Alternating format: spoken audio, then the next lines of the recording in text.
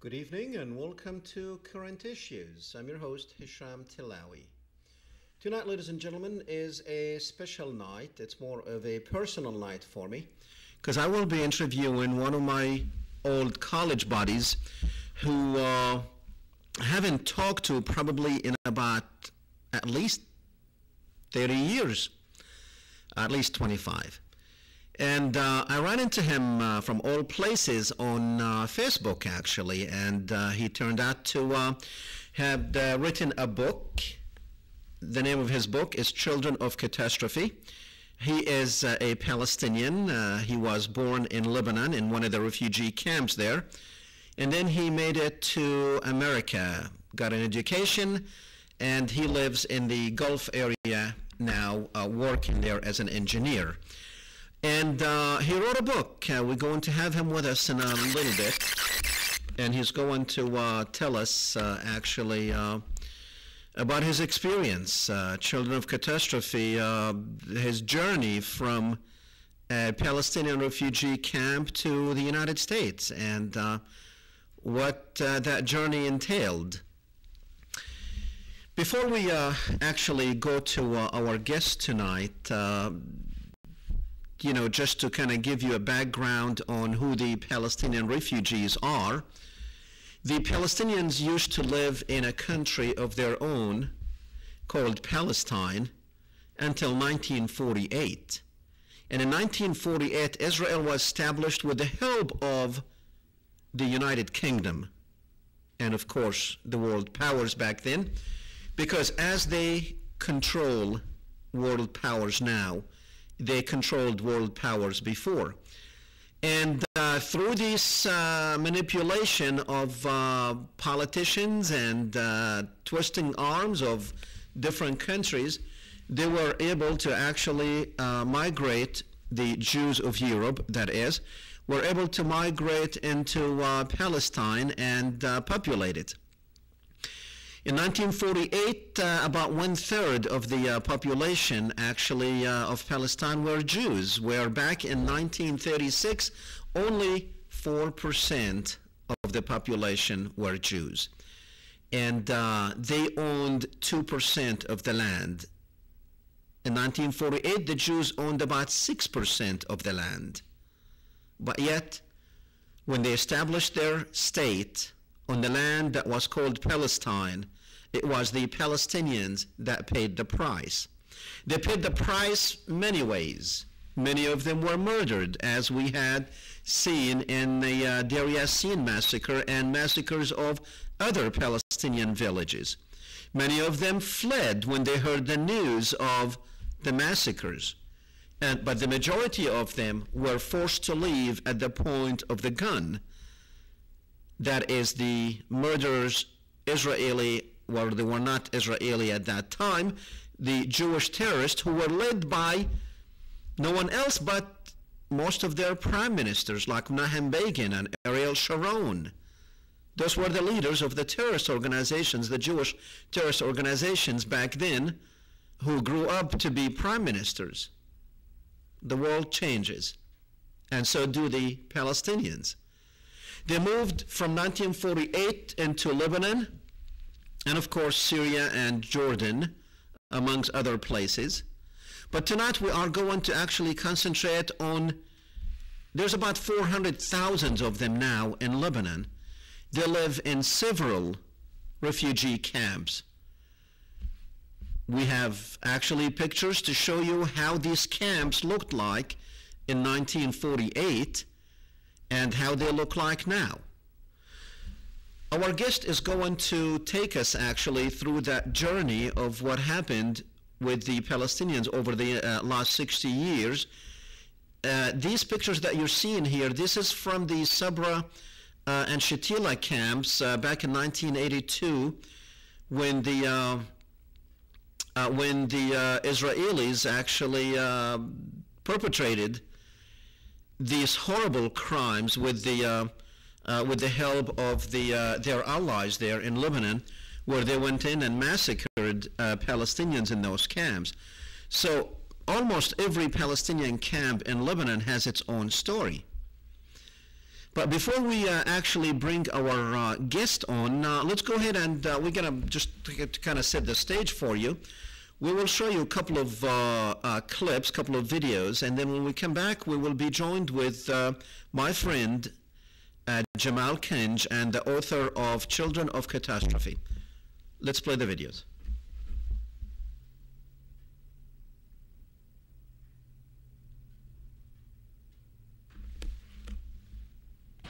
The Lebanese are forced to share their country.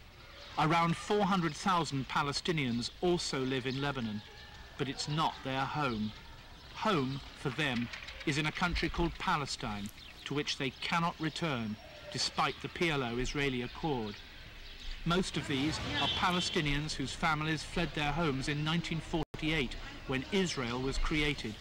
The land these Palestinians owned is now in Israel.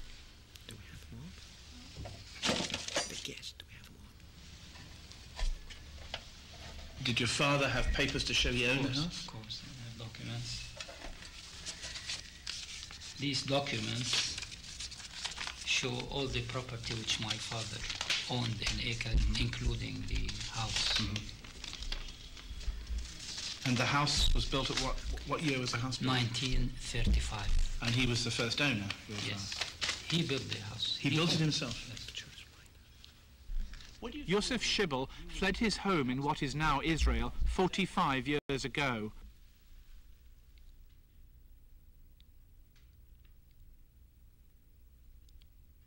Do you have another clip? Just go ahead and play the next clip. We'll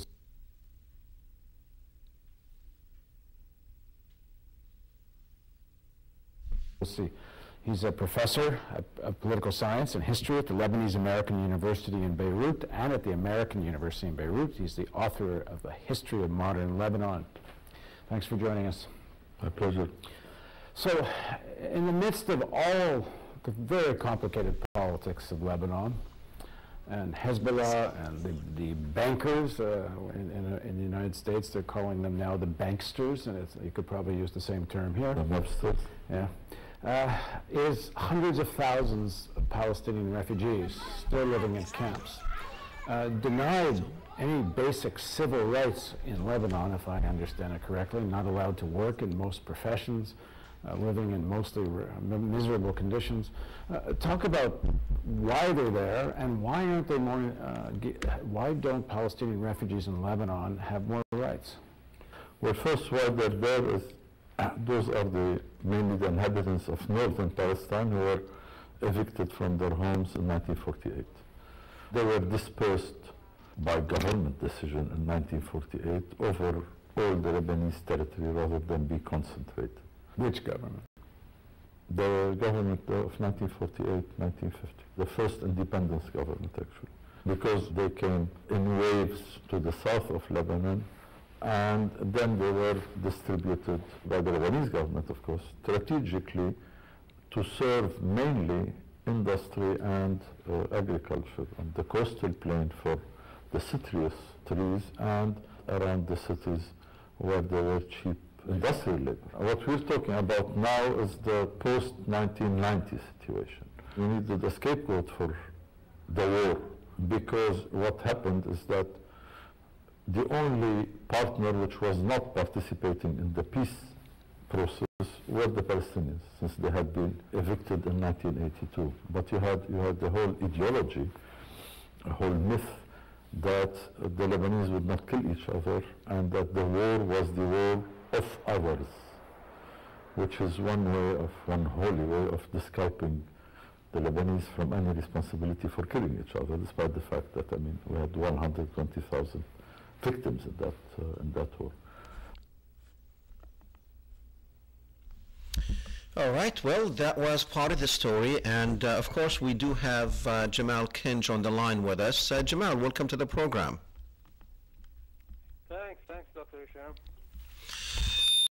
Well, I want to thank you for actually waking up in the middle of the night to be with us, but we felt that your book is very important, and the people need to know these individual stories, these personal stories.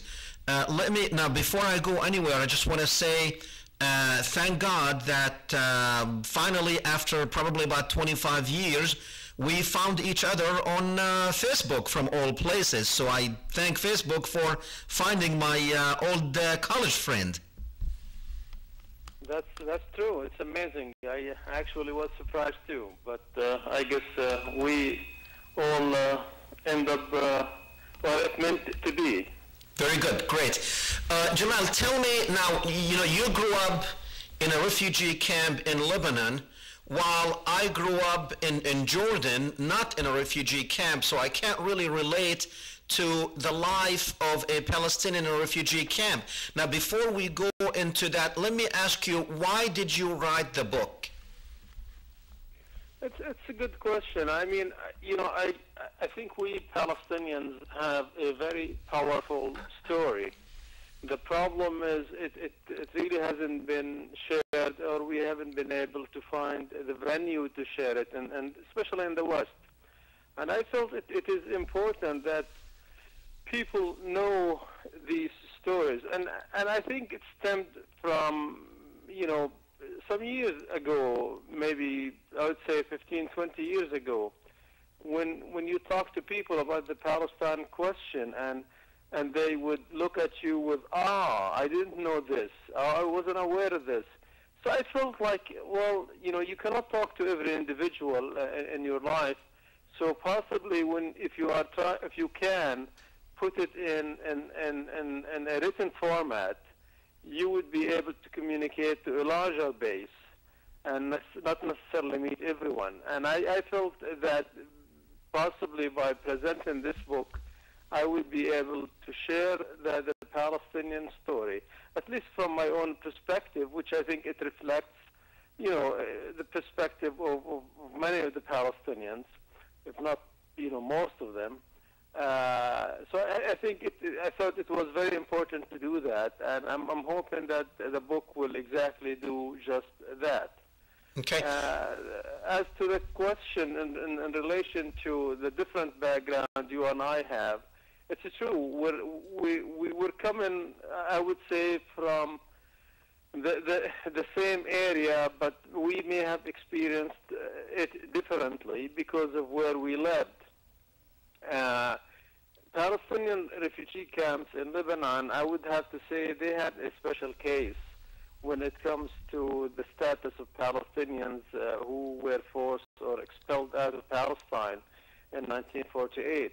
And the special case being that Palestinians, even those who were born in Lebanon after 48, they still remained as refugees without much of a civil or economic rights in Lebanon.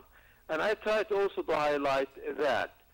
But when I say that, really, I don't want people to misunderstand the aim of the book, and that is to explain the injustice that was done by the Zionist and the Israeli government to the refugees and also to those who lived or stayed under occupation. The story of the Palestinian refugees in Lebanon, it's not really an exclusive story. It reflects, I would say, the same level of suffering. It may have continued through living in camps, but the denial of national identity, we all, you and I, even from different places, we suffered exactly the same. Now, Jamal, tell me about life in a refugee camp, because, like I said, I never experienced that life. I've seen it. I've seen it throughout the West Bank. I've seen it in Lebanon. I've seen it actually in Nahr al-Barid way back in 1977. But tell me, I mean, I was passing by like one day. I did not live there. Tell us, how is life for a Palestinian refugee in those camps? I'm not sure how to explain it without writing a whole book about it, which I did, but let me put it this way. I kind of explain it a little bit in the book. I think the experience, if you really want to try to grasp what I am talking about, is the camps overnight became a village, a new village, and villages and towns in the Middle East or anywhere in the whole world, it takes hundreds, if not thousands, of years to to be established. The camps overnight became a new village. And I would have to say life is as we knew it. We really did not know any better, basically. We did not know what life is outside. We thought that is what life is like anywhere and everywhere, of course, until we were exposed to life outside. But life within the camp, I am not sure if I could say, hard, tough, which it is, by the way, emotionally stressful, and that is just one part of the life. I think what even made it more difficult is that the camps became target to Israeli raids and attacks through the late 60s and the 70s and the 80s and the 90s. And I would have to say, you never felt safe in the camp.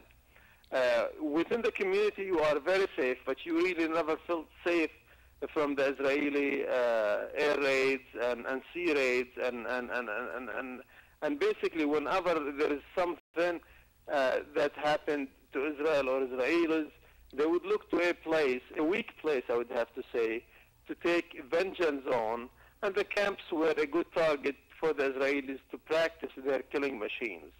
And that is really what, to some life, in the camps.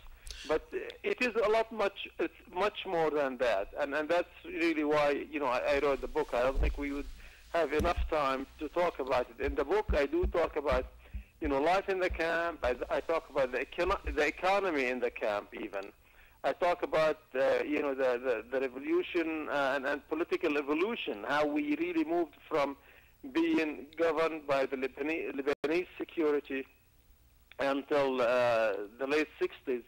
And then when the camps had an uprising and basically became self-governed from the late 60s.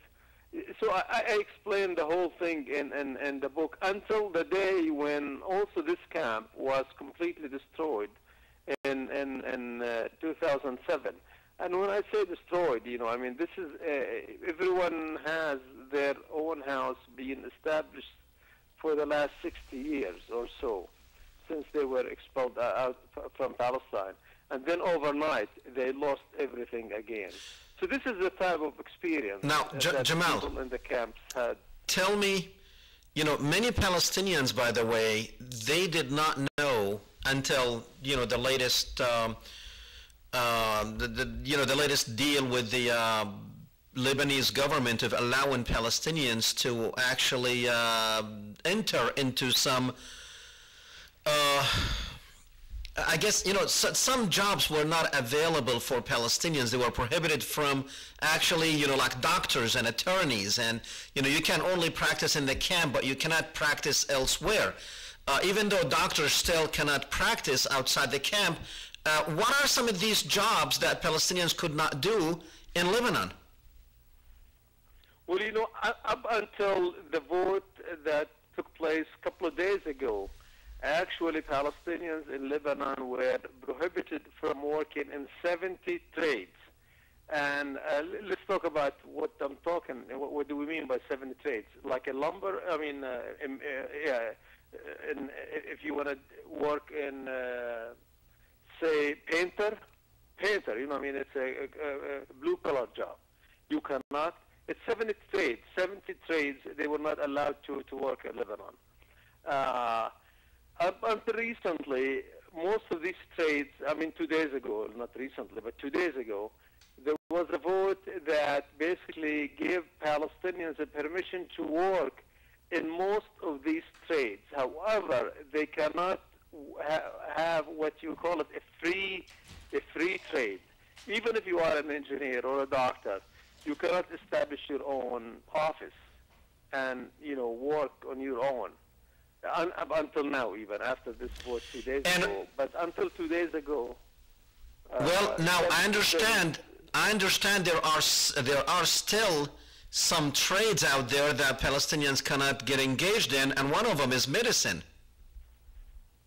If it's free, what they call, if you are a freelance, if you're working on your own, you cannot, or an engineer, you cannot, or a lawyer, you cannot.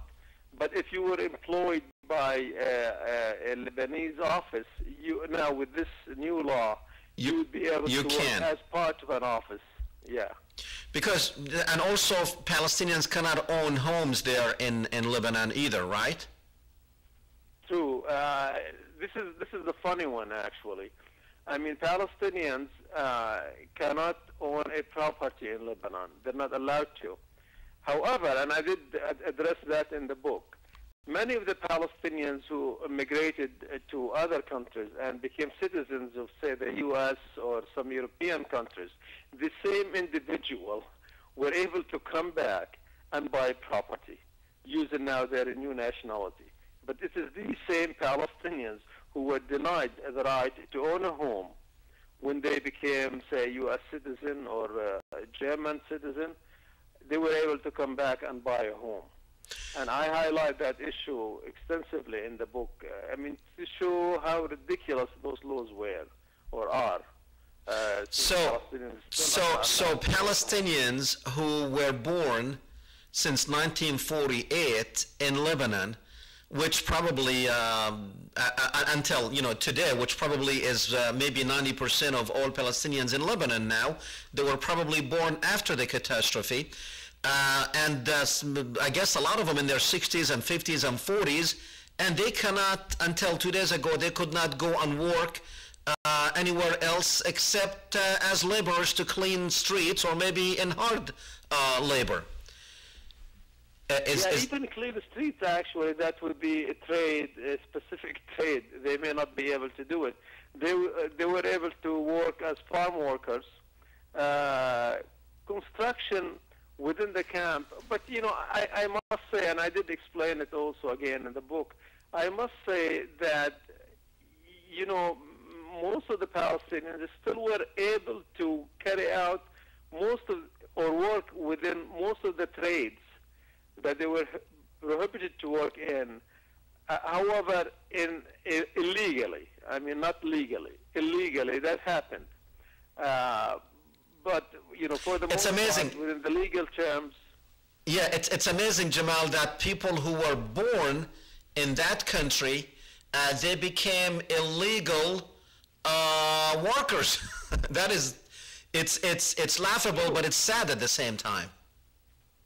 It is. It is. I mean, I for one say, as an engineer, I wouldn't be able to, up until of course I had a different citizenship. But while I am a Palestinian who was born in Lebanon, I still was considered as a resident in Lebanon, but without any economic or civil right. Now, Jamal, so people won't think that there was a problem between the Lebanese and the Palestinians, and that's why they put them under these conditions.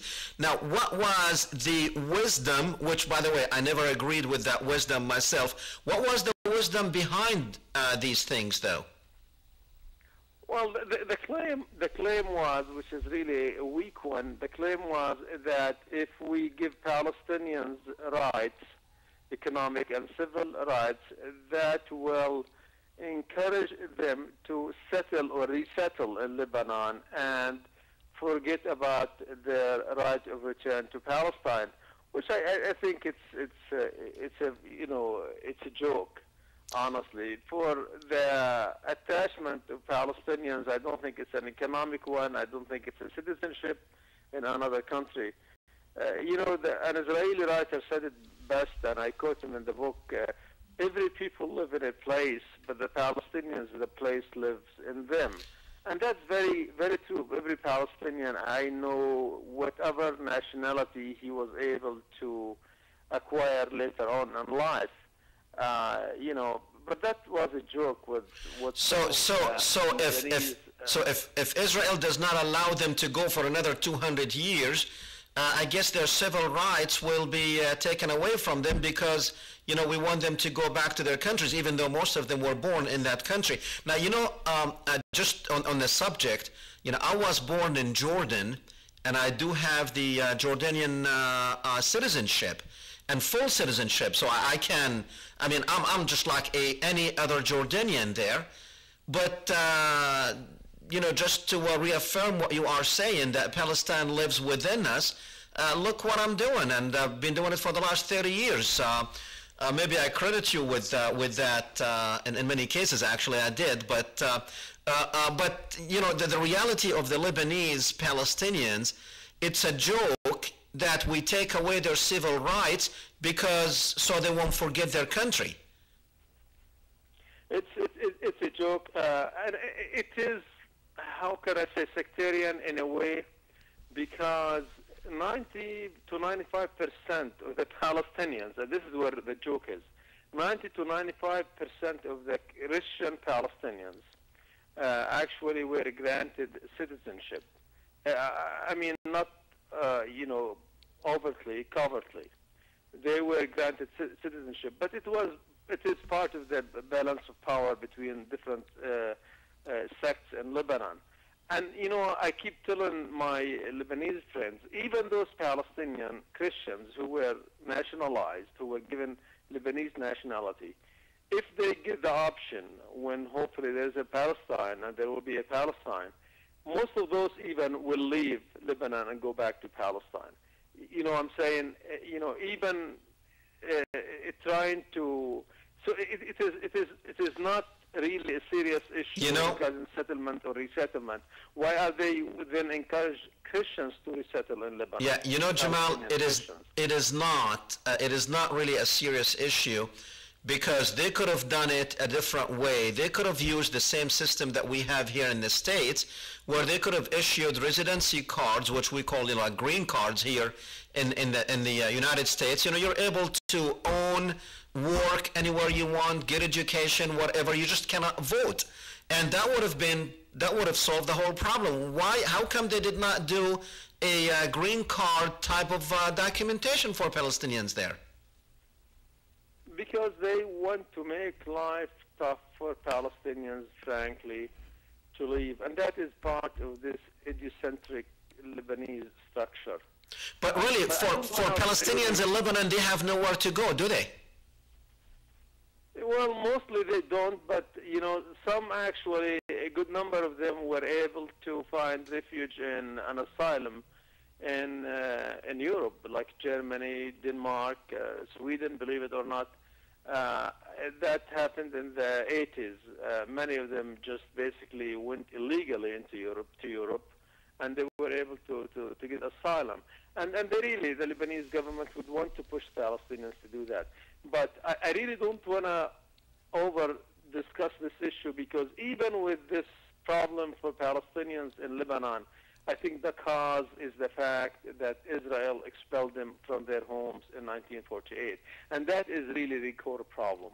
There is a problem in Lebanon. There is no question about. Now, let me ask you. In Lebanon. Let me ask you this: as someone who lived in a camp, and I'm sure you do visit there from time to time, are people they still refer to themselves the different cities? Are they aware of what cities their parents and grandparents came from? Are they still calling themselves and referring to themselves as people who came from these different towns in Palestine?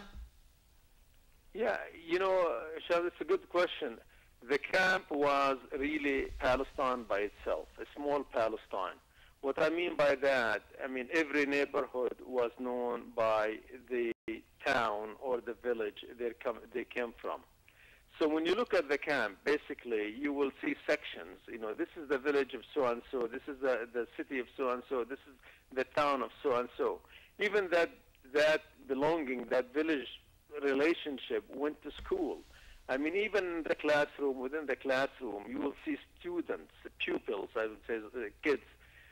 They would be sitting in sections from this village and from that village and from this town and from that town.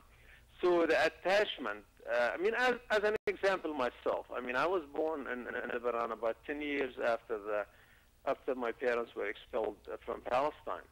However, if you ask me, and I'm sure you are in the same case, I know so many villages in Palestine that were destroyed in 1948, not by reading history books, but by knowing people from those villages.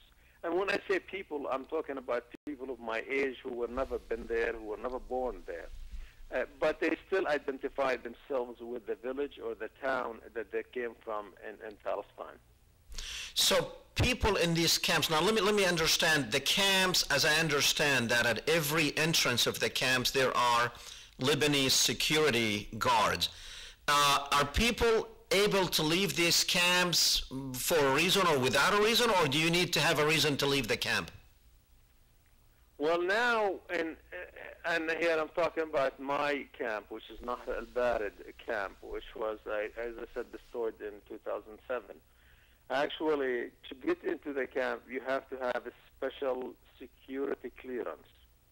It's like a visa, basically, to get into the camp. And you have to have a proper, the same thing, a proper document to be able to leave the camp. So if, let's say, if I go travel today there, if I wasn't able to arrange for this clearance, I wouldn't be able to enter the camp. It reminded me with Gaza, actually. I remember I went to Gaza and how the entry into Gaza, you know, when you have to, basically as if you are crossing borders almost. So if I have some friends in Beirut and they invited me to come to a wedding or something, I won't be able to leave the camp? Yeah, in Beirut it is, but because of what happened in 2007 in Nahr al-Barid. No, what I mean, if I want to leave Nahr al-Barid, if I want to leave to go to Beirut, I can't do that? You can't even get in, really. If you get in, you would have to have this clearance. What about if I'm in already? If you are in already with this security clearance, that would entitle you to leave with it. Okay. But you have does everybody in the camp has security clearance to leave the camp? Actually, yes, believe it or not, everybody has an ID, and basically, you know, their own ID and another ID, which is the security clearance. I see. That they would have to show whenever they're coming in or whenever they're leaving. The only time they do open it, by the way, I mean, just to be fair and accurate, is during the Eid, and you know, the Eid is like the end of Ramadan. They do open it for that day because people from different places come. They come to visit the cemeteries, you know, the custom. Right. They go to visit the cemetery. Right. And now, what about? They allow people to come. Jamal, what about the others? What about the other camps? Are they? I mean, I'm sure Nahr al-Barid is a different case, but I mean, what about like Ain al-Hilwa and al-Miyamiya and all these camps? Are they surrounded by security too, or people are able to go in or out as they like? They are surrounded, but it is much easier for them to get in and out. You still have to have the identification papers to show, but not the visa or the clearance, the security clearance. They are able to move in with their own identification cards. You know, it's amazing. Many Palestinians, by the way, outside of Lebanon, are not really aware of what the Palestinians of Lebanon are going through. Now, let's talk political ideologies here, Jamal. You and I personally, I would say destroy all these camps and have the people, the Palestinians, have them live within the society and give them some special residency cards where they're not able to vote, so they will not affect the balance in Lebanon. But why are we holding on to these refugee camps? What's the philosophy behind it? You know, the refugee camps are becoming the identity, really, their national identity and their connection to Palestine. I mean, Palestinians feel, and I really understand that very, very well, that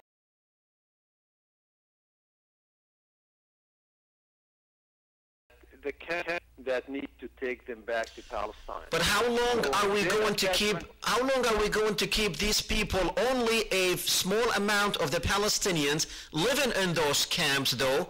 For how many years? I mean, it's already 62 years. We're going to go another 60 years? Do you think if they leave the camp, I never lived in a camp, do you think if they leave the camp, they're going to forget that they're Palestinians, or they're not going to be as patriotic to Palestine? No. Individually, no. But however, as collectively, I think it really will have to hold the international community responsible for what happened to them. And I think if they go and disappear in towns and cities, that collective responsibility for the international community might disappear. And that's one of the analysis I made in the book, that the destruction of Nahr al-Bared was an end by itself, because removing one camp is basically removing one obstacle regarding the Palestinian demand for the right to return. And I feel the camp represent that identity. So basically what you're saying, the life, what you're saying, the life of misery will always call for a different, or will always call for the return? Is that what you're saying? I would say the life in the camps is a reminder to the international community for what happened to the Palestinians in 1948. It's a continuous reminder for the international. So we're sacrificing 500,000 people in Lebanon for that? I wouldn't say sacrifice. I think those within those camps, people can still live a decent life, a secure life, if they are allowed to basically to have their civil and their economic rights. I mean, I'll give you an example. Nahr al-Bared, up until 2007, believe it or not, was a trade center in North Lebanon. It really was a trade center, and I hope that you get a chance to read the book, because I talk about the economy of the camp. It's one chapter, the economy of the camp. So what I'm trying to say, camps can survive, and camps can not necessarily live in misery, and they are able to survive, but they need to be a reminder to the international community for the responsibility for what happened to the Palestinians. I want to connect it back to 1948. You know, the international communities basically have been, unfair with the Palestinians since the mandate power, the British mandate power, which is the origin of the problem, with the Palestinian problem. And I think people, the international community need to be reminded every day that while there are camps, while there is an Israeli occupation, there's a need to solve the Palestinian question. And I really don't see it much different or more difficult than those Palestinians who are living under Israeli occupation. I think they both are suffering in a different ways. And I don't like occupation either, and I don't like living in the camp either. But the option is for people to be able to go back to their own homes and live in their own countries. Now, when you talk to people in these camps, how many of them are really convinced that they will be going back to their homes? Well, convinced is one thing, and hope is another. I think everyone never lost their hope. But convinced, I am not sure, really. I mean, I wouldn't be able, I guess, to estimate the number or how they are convinced or not convinced. But they all have that hope that somehow they will be able to return to their homes, one way or another. If Israelis can or Zionists can claim a right to return to a land supposedly they lived in 3,000 years ago. That was the biggest lie. So, that was a lie. Yeah, even if you accept that lie, if they could claim that 3,000 years later, I think nobody should or can deny a Palestinian 60 years ago from going back to their homes today. And I agree about the other lies that could take another show, I'm sure. But that's kind of connection that they have. If Zionists can justify something, then the same can be justified for people who were kicked out of their homes. No. What about other Palestinians in Lebanon and the economy? I mean, do you know that Palestinians have, let's say, made it in Lebanon as movers and shakers in the political arena? Very, very little. There are, but very, very little. Most of the Palestinians, I would say about half of the Palestinians in Lebanon live in refugee camps. A little bit over half, actually. And the rest live, somewhere in Lebanese, other places and cities. Okay, now, are those... I would say there are... Those people also refugees, or...?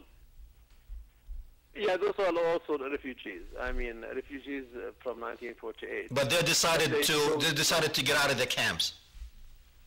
Exactly. Or even they chose to live outside the camps because of their economic status, possibly even 1948 or before 1948. They're able to afford something else. I mean, most of the Palestinians were basically ended up living in camps. And among those, there are some movers and shakers, but I am not sure I would give them the Palestinian identity as such. I think they're movers and shakers as part of an economic system, not necessarily, tied to have special connection, not necessarily having a special connection to Palestine. Now, what about like Palestinians in Lebanon and Palestinians in other places? Is there, I mean, do you feel like they're part of the whole? Is there like connections between the Palestinians in Lebanon and, let's say, the Palestinians in the West Bank, as far as like leadership?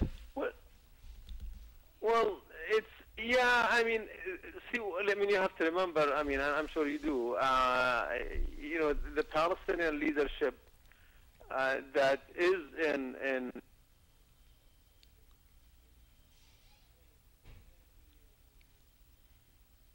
Are you still with us?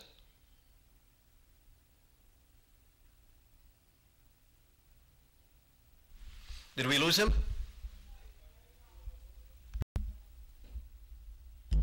What? Can someone talk to me? He's still on. I can't hear him. Can you hear me, Jamal? Okay. How much time do we have? 10 minutes. Okay. Yeah. Well, anyway, until we actually get him back, just to tell him we thank him for the information and for being with us in the program. But we just wanted, my friend wrote a book, and I always wanted to know more about the Palestinians living in refugee camps in Lebanon. And I can tell you, and I've seen, and I went there, and it's horrible. It is a horrible life, and especially when you live in Lebanon, where you see in other camps in other countries where Palestinians are, they're able to work in very much all professions, but and in any profession they want. They can even work in the government in these countries. But in Lebanon, not too many people knew that there are, like he said, there were like 70 some professions that Palestinians could not work. So as a refugee living in one of those camps, you go to school and you think, I'm going to a university to become what? And because you have nowhere else to work except in the camp, or if you are one of those lucky ones who actually get to go into a different country or immigrate into another country, like Jamal did when he came to the United States back in late 70s. Me and him are very much the same age, and we came to the States very much probably almost the same year.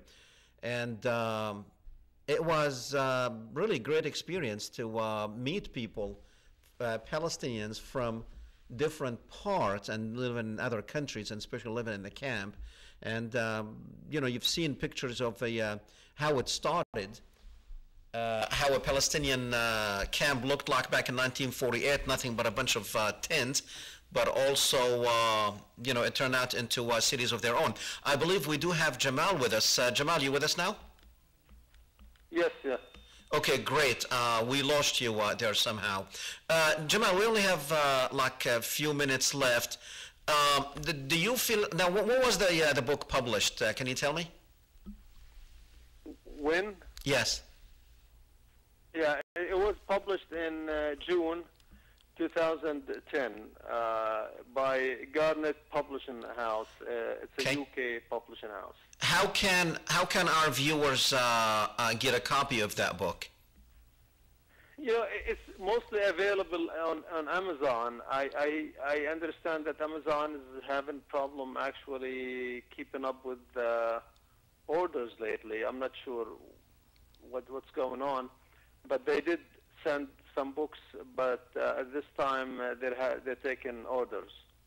So if you order it from Amazon, you should be getting it, I would say, sometimes in September.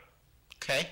I know you did a couple of U.S. tours. Do you have any on the horizon? Are you coming back to the States?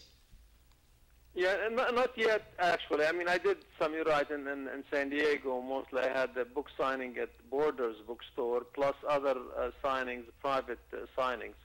Hopefully, we'll see how it's going to go now, since the book will be available to the public. And we'll go from there. We'll see how the public will react to the book, and we'll see what we need, what the next step would be. Very good. Jamal, I just wanted to say thank you very much, and it's a great honor to have you on the program, especially after losing you for 25 years. So I'm glad that we found each other, and hopefully we will stay in touch. The same, Sham. I'm glad even to connect with you, and more than that, to see you doing what you're doing. Thank you, Jamal. Thank you. Thank you. Thank you. All right, ladies and gentlemen, that was Jamal Kanj, my old college buddy, who wrote a book, and I wanted to celebrate that book with you, actually, and bring you his book. And definitely, I have not read the book, but from the reviews that I have heard, it's an excellent book. It's written, it's a personal story. And, as Palestinians, we're really missing those personal stories, because the media does not concentrate on personal stories, because personal stories touches the heart. But when they say 18 Palestinians killed, it doesn't really matter. But when an Israeli dies and they bring you his name and they bring you pictures of his family, his children, you can relate to these personal stories. And as Palestinians, we really don't have that many of personal stories, because the media and apparently the mentality of the Israelis, they don't look at Palestinians as humans. We do have a picture, actually, if you can get that picture. It's right there on the front, with an Israeli girl actually taking a picture with a Palestinian man, prisoner, behind her. I don't know, they can't find that picture to put it on there, but it's right there up on top. If you look, you'll see it. This is a picture I did not really tell them about, but I knew where it was if they can get that picture of Israeli girl on top. Here we go. Okay, she is actually, and there's another picture of the same girl, next to another guy. Now, these are Palestinians at one of these Israeli checkpoints that they set up all over Palestine there. They blindfold them. This one here.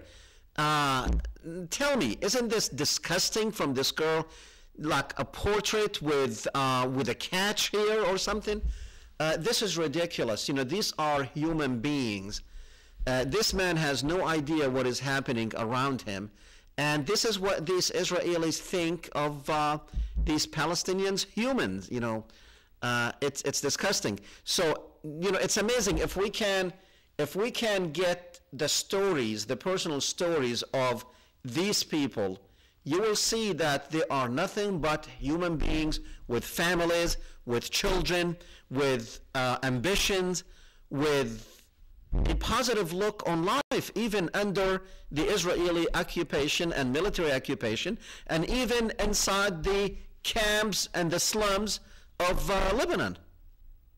That's, I guess, you know, the life of a Palestinian. So I was glad to see my friend there writing a book, and his book is personally, it's a his personal journey, speaking about himself, speaking about the environment around him, you know, speaking about riding a bike that he rented, which, you know, not too many people really can relate to renting bikes, because yes, you know, Palestinians living in refugee camps could not afford to buy bicycles for all their children like we do over here. You know, we buy them 3 and 4 bicycles before they put them away in the garage or have a garage sale on them. But Palestinians, yes, and I remember we used to go and rent, you know, for 5 cents, you know, you rent a bike for, at that time, of course, for maybe like 10 minutes or 15 minutes, and it was, you know, maybe very joyous when you ride a bike, like you're riding a Cadillac. So it's I guess it's just a different, I don't want to say standards, but a different backgrounds with different bases and different references. That's what I'm looking for. So it's just different reference points for people. Again, it was a shame that these pictures that we've seen, and with the Palestinians, you know, over 62 years in these refugee camps, even though, you know, I understand what Jamal talked about, that the people in refugee camps, it gives them an identity, but I really don't want the Palestinians to continue having this refugee identity. You know, their rights into their properties and into their these rights are actually recorded in the United Nations resolutions that Palestinians should go back to their homeland. So I'm probably one of those few people who actually opposed to keeping refugee camps just so people can remember Palestine. I think people will remember Palestine regardless if they are sitting in a refugee camp or if they are sitting in a palace somewhere. You know, people in Jordan, many of the Palestinians in Jordan don't live in refugee camps, even though there are some refugee camps in Jordan. But the thing is, the difference is, they're called refugee camps, but they're really cities, and people in Jordan, Palestinians in Jordan, they enjoy the citizenship there, and they can be whatever you can be, and that's what we need to have in Lebanon. You know, let the Palestinians be whatever they can be. If they want to leave these refugee camps and live somewhere else, let them. Let them go to college, let them be educated, let them be doctors and lawyers, and let them help actually build Lebanon, and instead of just keeping them in these refugee camps. You see, in Lebanon, it's a little bit different story.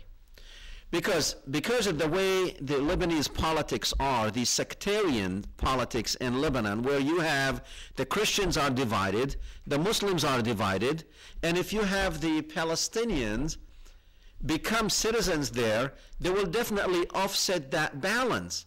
Well, the Palestinians don't want to offset that balance, but they want to live.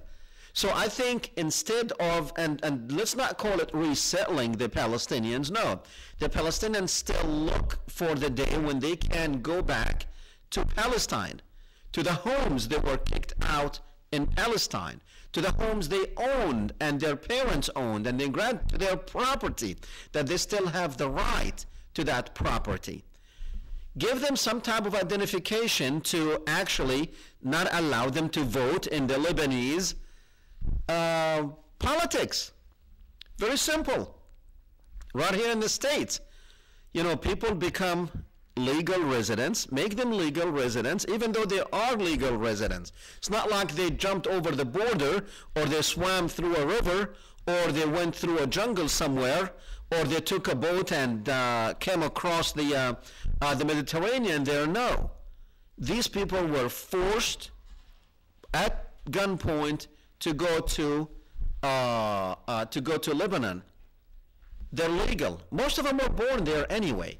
You know, after 60 years, most people are actually they're born there. Anyway, we only got like 30 seconds left, so all we can do and say is good night, and we will see you next week, same time, same place. Go do the right thing.